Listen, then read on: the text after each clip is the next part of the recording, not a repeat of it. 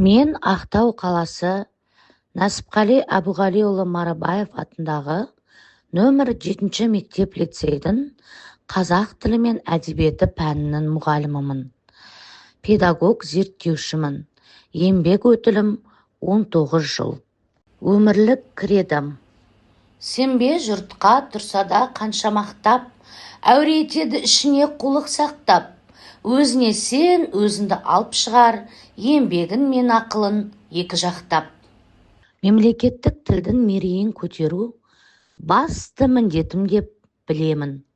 Сол себепті өз сабақтарымда оқушылардың функционалдық сауаттылығын арттыру мақсатында түрлі әдіс-тәсілдер мен жасанды интеллектті қолданамын. Мен сабақ беретін 5-6 сыныптарда Quizzes, Canva сынды бағдарламаларды қолданамын.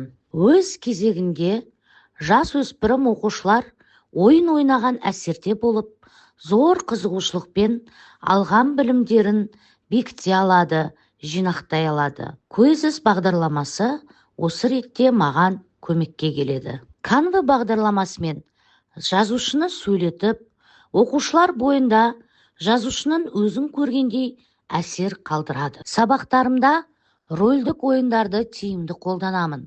Өз кезегінде бұл әдіс оқушылардың функционалдық сауаттылығын дамытуға көмектеседі. Ұстаздық қызметімде әр оқушының жүрегінен орын тауып, мемлекеттік тілде еркін сөйлейтін азамат шығару басты межем деп білемін.